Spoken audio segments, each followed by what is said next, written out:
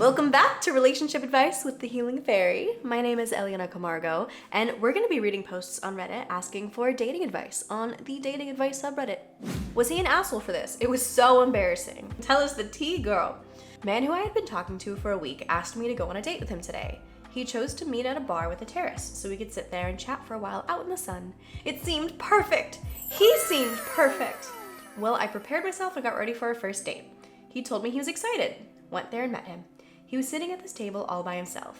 He kept looking sideways to another group where a group of 5 people his age were talking. His age? Then what's your age? There were like 2 women and 3 men. It was weird, but I didn't think too much about it, so I went and sat in front of him. As I sat, we spoke and he kept smirking and looking at them. They were laughing pretty loud and I could see they were taking pictures and showing them between each other. My date kept receiving messages on his phone. Were they sending pictures to him? Whenever he looked at it, he laughed inside and I could see it. He laughed inside like he stifled a laugh. It was pretty uncomfortable because I didn't know what was going on and it seemed as if they knew each other. When I stood up to go to the bathroom, the waiter told me to go to him. I went and he said that I was his second date this week. Who is this waiter meddling in his business? He had seen him with another younger woman 3 days before. We had been talking by then. It broke my heart completely. You've been talking for a week. It is completely normal. It's not the way that I date, but it is completely normal to be talking to multiple people, especially when you've been talking to someone for a week and to go on multiple dates a week with different people. That's completely normal behavior, but okay. Broke my heart completely. I was kind of devastated, although I had just met him. But the thing was that when we spoke, he talked about exclusivity and how he didn't like to date more than one woman at a time, and that it had to be like that for both or he wouldn't compromise. Okay, yeah, that's definitely a red flag. I'm the same way. I only like to date one person at a time, but I actually only date one person at a time. And I also don't expect the other person to do the same because I know that's not normal. That's not expected. It's not a rule. People have to do that. It's just what I prefer for me. And they can see however many hoes they want to see. If I'm the one, then they will eventually become exclusive for me.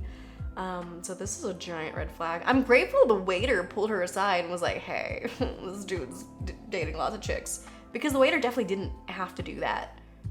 But the fact that he was talking about exclusivity, it's the waiter knew. The waiter knew something was up. We also talked about hot stuff when we texted the previous week. Not gonna lie. How old is this chick? Who doesn't anyways? It was for about 5 minutes to know our preferences though. This chick's so embarrassing.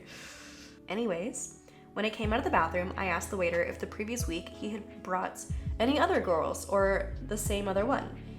He confirmed, moving his head, and he left to serve the tables. I went back and confronted him, asked him what that was all about. He then started laughing at me and looking at the guys and girls next to us. They started shouting all my sexual preferences out loud and asking if I really did like that. And how much of a good sexual friend I would make. Oh my god, what the fuck? What is happening? I was so embarrassed and he kept laughing. When I stood up and tried to walk away, he said, "You were ugly anyways, even though you are hot as fuck." What? You were ugly even though you're hot. I didn't even pay, just left. As soon as I got home, I planned to block him, but he had sent me a message saying how bad he felt and that he was under pressure because his friends were there. What the fuck? So the question is, was he an asshole for this? Absolutely, that's not even a question. Where'd you find this guy? And I wanna know the ages. I wanna know the ages really badly because I am just imagining him being this dusty older guy and she's 20 years old or something. Dude, this is horrifying. What the fuck? This is weird as fuck. Let's read the comments. This entire thing was strange, from you expecting exclusivity to him thinking you are hot as fuck, but bringing people just to bully you. I'm gonna say cap. Yeah, I'm kind of wondering if this is a fake story, because it's just weird. Is it just some teenager that's bored and is can I make a weird, cringy dating story to entertain the people of Reddit? I don't know why people would make something up like that, but okay. And then someone responds to them saying, 3 days ago, OP still had a friends with benefits that also just so happened to be an asshole that didn't give her the time of day outside of sex. My BS radar is picking up a signal all right. Yeah, I'm kind of thinking that This is fake. Ladies, when you ask us to take things slow, but when we don't try to kiss you or try to be intimate within a few weeks, why do you dump the guy? I was seeing this girl ask me to take things slow. After a week, we went on a date to rope climbing. At some moment, she gave me a hint to kiss her, or at least that's what I understood. My mind was like, maybe I'm reading it wrong, therefore I didn't go for it. I was like, she told me to take things really slow. After a few days, I got cold shoulders and eventually dumped. I'm now confused. One of my pet peeves is when a guy can't determine or read signals of when you want to be kissed and when you don't. And I know it doesn't come naturally to everybody, so I shouldn't be crapping on someone for not being able to tell that, but like, it comes very naturally for me. Like, I'm very intuitive with people's body language and signals and the vibes, you know, like the vibe is there. You could feel the electricity in the air when like a moment is happening where you want to kiss someone. So if someone can't read that, it's kind of a turn off for me. I've also never asked someone to take things slow. I feel like usually when people say that, they mean sexually, not like kissing. Or they mean like when it comes to commitment, they're not trying to get into a relationship immediately. They're trying to wait it out a few months. So if someone were to ask you to take things slow, I think you should be a little bit clear and like ask questions of like, what exactly do you mean by slow? But let's see what the comments have to say. What's your definition of intimate? Every guy I've dated displayed very obvious affection and romantic physical touching without taking things slow. To me, that increases attraction/interest. I think a lot of guys confuse slow with temporary platonic. Plus, you should always ask the girl you're dating what they mean by XYZ or what it looks like to them. Completely agree. And also agree that like you can withhold on kissing and sex and everything and still be showing physical affection, like putting your hand on their arm, or when you give them a hug goodbye, like give them a very warm hug. You know, there's lots of physical romance without it being too much. How do I date without wanting to hook up after first few dates? I am 25 female and have been on Tinder and Bumble for a while now. My bio clearly states I am looking for a long-term partner and that I am not interested in hookups. Yeah, people don't care. They don't read bios. They're not... Putting that in your bio is gonna do very little, I promise you. Yet, I get into these super uncomfortable situations where guys ask me to hook up with them on a first or second date. Yeah, because that's what guys do. That's just... They don't care. I often get to know that they either didn't really read my profile or that they misunderstood the part where I said I'm not interested in hookups. Some guys seem to take the sentence as, I'm actually interested in hookups, but just want you to know that I'm hard to get. Oh God, men. Another argument I got was that I don't look like a prude. What does a prude look like? Which is just strange because I don't dress provocatively at all. No cleavage, short skirts, or even strong makeup. I don't like that this girl is stating what it means to dress provocatively or that even means anything. Anyway, moving on. I actually wear more baggy clothes because I don't like to bring attention to my body. It's like I can never get my message across because I either don't look like I'm not interested in hookups. What does that mean? By being ginger, I guess? Or because they don't bother to read my profile / ignore what it says and just hope they can convince me. That's what men do. Young men, at least. I have my reasons for not wanting to be intimate before getting to know someone, including experience with SA. It's very frustrating having a great date with someone and then learn that they were expecting something completely else to happen. How do I prevent this? Should I put this as a first sentence in my bio? No. Or should I remind them before we meet? I tried doing that before, but they would still try, even after saying they completely understand. I only pick people who clearly state they want a relationship, but that doesn't always work. How can I make it crystal clear that by not interested in hookups, I really mean not interested in hookups? Oh, my darling, this is just life. This is just part of life. I honestly kind of feel like putting it in your bio, it's not necessarily doing more harm than good, but it's not doing any good. There's just no reason for it to be in your bio. Your bio is to state what you do want. Or not even what you do want, it's to state who you are. And it's never a good idea to put in your bio what you're not looking for many reasons. We can go on, we can make a whole video about why you shouldn't put, or like the things to put in your bio and why you shouldn't put what you're not looking for. But even from like a law of attraction perspective, putting emphasis and focus on what you don't want attracts more of it to you. You're supposed to focus on what you do want. And yeah, men like to chase, they like the game. Not all men, of course, but these types of men, they like the chase, they like the game. And so telling them straight up, like, hey, by the way, I'm not gonna hook up with you, acts as like a game, a competition of like, ooh, let's see if I can convince her. If I'm hot enough and charming enough that I can charm the pants off of her, even though she's not that type of girl. And then they pat themselves on the back and go brag about it with their boys and celebrate with the beer afterwards of like, hell yeah, that's how hot I am, how attractive I am. I got a girl who's a prude to hook up with me. Like, they're always gonna try that. So in my experience too, I know this very well, that telling someone you're not interested in hooking up does very little. It does very little. So I wouldn't even bother. The thing that sucks is these types of guys are often very charming, so you can think that you had a great first or second date, but it wasn't really them. It was just like a persona they put on, the womanizer persona that's very charming and flattering and brags about himself, not in a cocky way, but builds himself up to be cooler than he actually is, you know? They have an edit. I'm so happy for your responses, thank you. Just wanted to make one thing clear. I don't ever speak to them after this happens and walk out immediately. It triggers bad memories in me and I become repulsed by them right away. I'm just so sad this happens so often.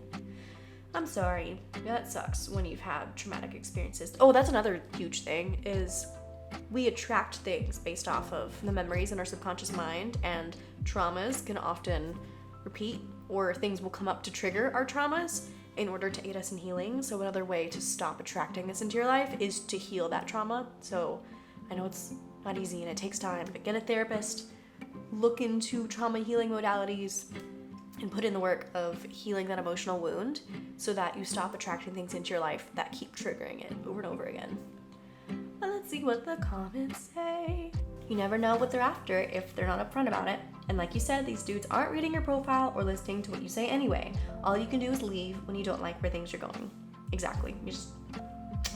You're 100% in control. You don't want to hook up, don't hook up. I know it's frustrating when you're clear about what you're looking for, but sometimes men will do whatever for sex. Stand your ground. 100%. That's all there is to do. So I wish her luck. And we're moving on to the next question. Have you ever prevented yourself from approaching women because you feel that you're not in a place in your life in which you have something to offer her financially? I'm currently not in a great financial situation, so I don't think that I have nothing to offer to any woman since I don't have my shit together. This is something that I've actually been very curious about, why men are like this. And there's many elements to this. Because I feel like there's a big community on the internet of women who are looking for a high value man, which to me means one thing, but to these women, high value strictly means wealthy. He has money. And I don't like this mindset whatsoever. Like, they're looking for a provider, they want someone who will pay for things, and I hate that mindset. I hate it so much. I'm into 50-50 relationships. Maybe if one person makes more than the other, then 51-49 relationships. In different periods of time in your life, like if you have babies, then maybe that'll ebb and flow in different ways. But for the most part, especially when you're just dating, 50-50.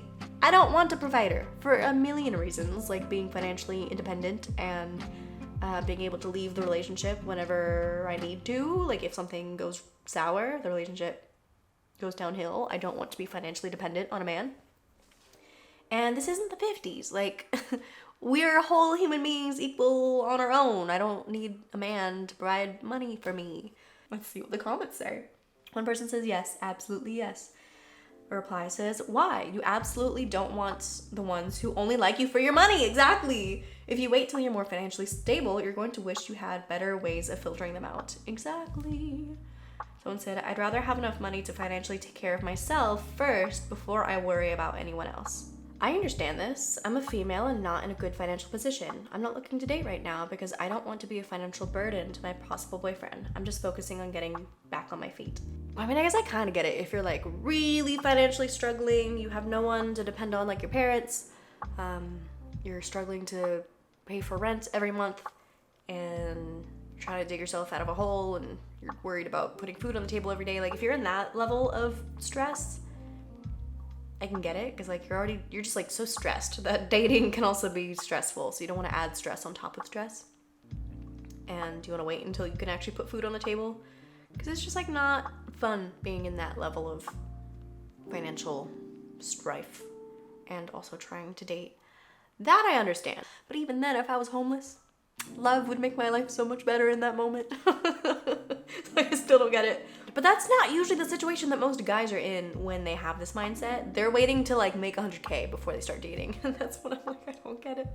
And then they don't want to share it, which I completely support. I don't think that men should be paying for a woman's existence. So it's just like, make it make sense. Make it make sense. But let's move on to the next one. Should I message someone who seemed to have already ghosted me?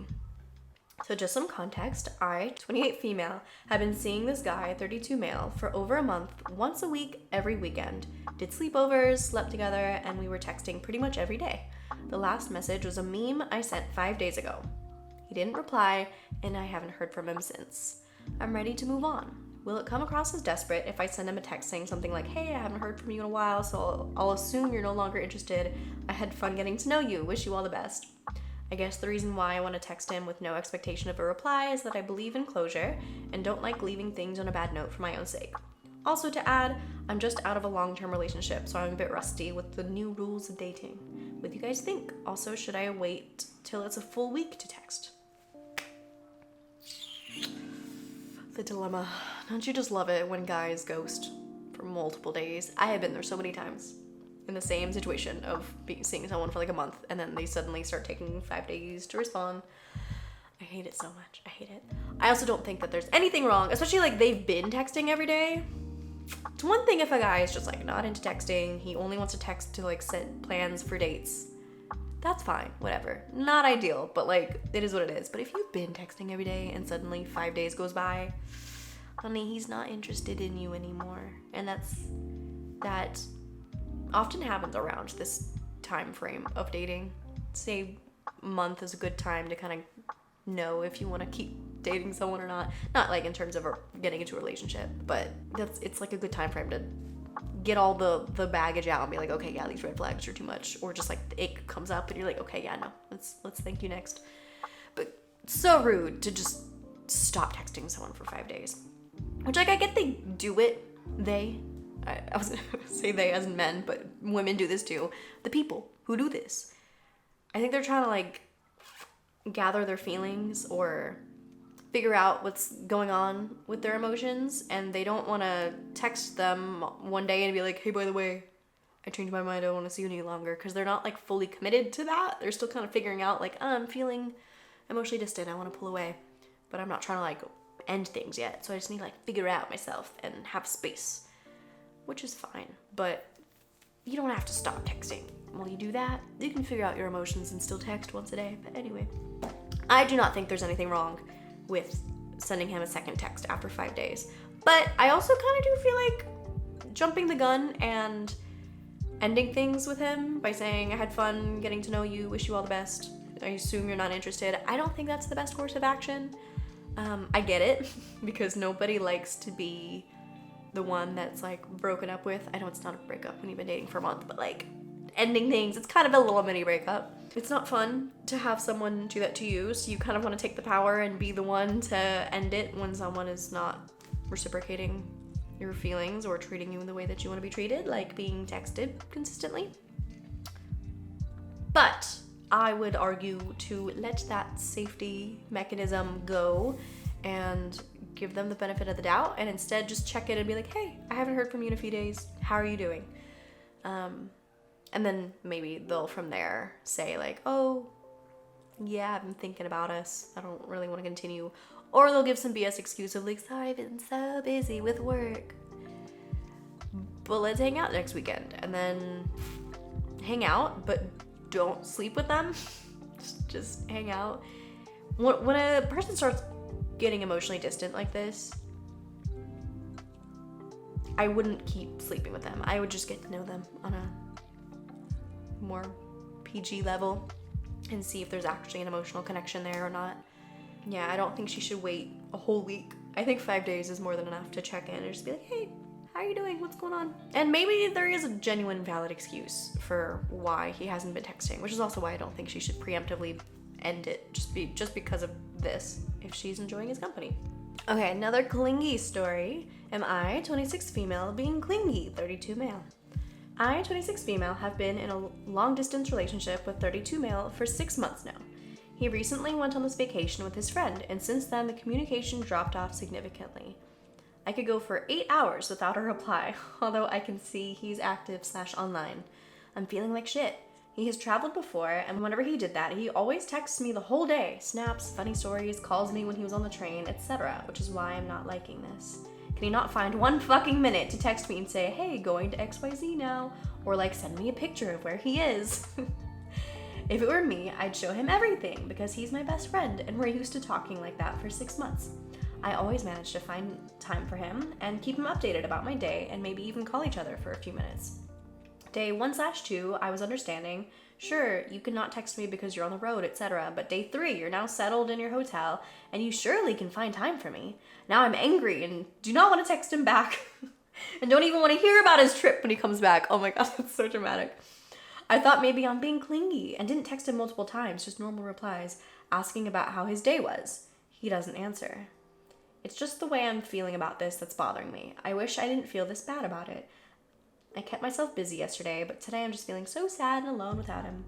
Okay, the last one I did not think was being desperate or clingy by texting him after 5 days. This one I do think that she's being a little bit clingy, that she is going 8 hours without a text. I feel like it's pretty normal to go 8 hours without a text if someone's like at work, for example, if they have a job where they can't be on their phone. That's a completely acceptable amount of time to go without texting. And I totally get it.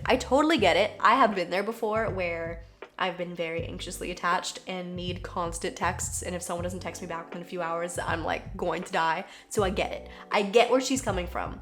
But I do think it's a her issue and not her boyfriend issue. I want to know, those other vacations that he was on where he would actively keep up with her, was he with friends then? Because on this vacation, he's with a friend. So I completely understand when you're on vacation, already, I feel like when I'm traveling, I am on my phone less and I'm texting people back less. And especially if I'm with a friend or with people, I'm even less likely to want to be texting because I want to be giving my friend undivided attention. And sometimes it's hard when you're traveling to find a few moments to check in or text and especially be like, I'm going here now. Like, that's just so over the top and boring. And like, why do you need to constantly check in about where you are? You know, like, I get it, but I also don't get it. Especially with how I've evolved in my texting habits and emotions about guys and texting. The weird thing is that it does show that he's active all day.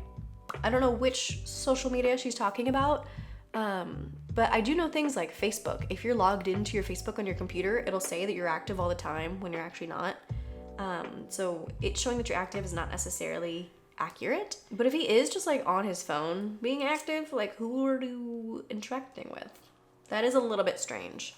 Also, it's been 6 months, so I feel like the honeymoon stage is kind of starting to settle down and he's less interested in texting you all the time. The blind love and butterflies and hard eyes are not there as much after 6 months. So that could also be playing a role of like why he was texting you often before and not now. Doesn't necessarily mean that his feelings have changed. They could have, but it could just be the relationship evolving and becoming healthier, because I don't think it's healthy to be texting constantly when you're on vacation with a friend. So yeah, I think in this case, she is the one that's being clingy and needs to heal her attachment style. Yeah, I would definitely communicate with him. I would probably wait till after the trip, honestly, so it doesn't become like a stress point during his vacation. I would communicate how it made you feel and how like in the past he's checked in with you more often and like ask him like, what's going on?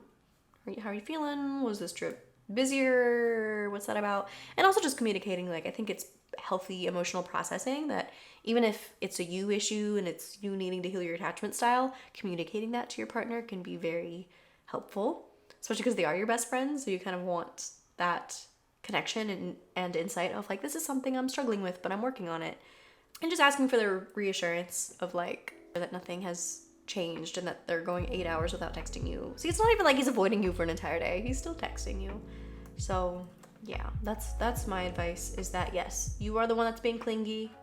It's totally understandable and normal, but it's something that you should work on with yourself, and you can communicate it with him, but not in a way that you're like expecting him to change while he's on vacation with his friend, you know? But I'm gonna end it there. My brain is going. I've read a lot of stories today. Thank you so much for watching, and if you want to check out more relationship Reddit advice stories, then you can watch this video right over here. But until next time, I'm sending you so much love. Bye.